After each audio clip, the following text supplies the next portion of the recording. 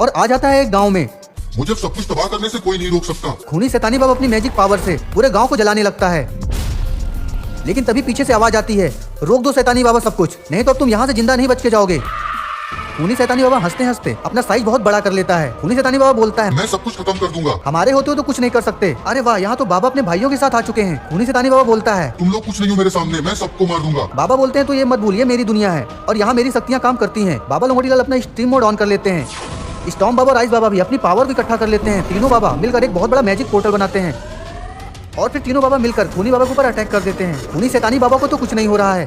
खूनी बाबा अपनी black magic power से एक बहुत बड़ा पोर्टल बॉन्ड बनाता है और फिर वो तीनों बाबा के ऊपर अटैक कर देता है। तीनों बाबा तो खुद को संभाल नहीं पाते और दूर जाकर गिरते हैं और फिर वो शैतानी बाबा दोबारा से गाँव में आग लगाने लगता है। अरे ये बाबा तो अभी मरे नहीं है, ये तो दोबारा से उठ गए और फिर वो अपनी पावर को इकट्ठा करके फिर से अटैक कर देते हैं, लेकिन इस बार भी कुछ नहीं हो पाता।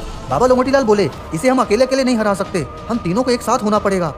तीनों बाबा अपनी अपनी पावर इकट्ठा करने लगते हैं और फिर तीनों की शक्तियां और शरीर एक हो जाती है। देखते ही देखते तीनों बाबा एक होकर एक मॉन्स्टर बाबा में बदल जाते हैं। तीनों बाबा कितने खतरनाक रूप को देखकर खूनी शैतानी बाबा भी डर चुका है।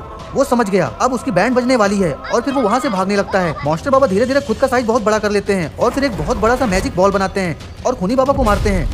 खूनी बाबा तो दूर जाकर गिरता है और फिर मॉन्स्टर बाबा उड़ते हुए खूनी शैतानी बाबा के पास आ जाते हैं और फिर अपनी तलवार से खूनी बाबा के चारों सर को अलग कर देते हैं। खूनी बाबा गिर चुका था, वो समझ गया अब उसका आखिरी दिन है और फिर मॉन्स्टर बाबा खूनी बाबा के अंदर अपनी तलवार डाल देते हैं। अब खूनी बाबा का किस्सा हमेशा हमेशा के लिए खत्म हो चुका है।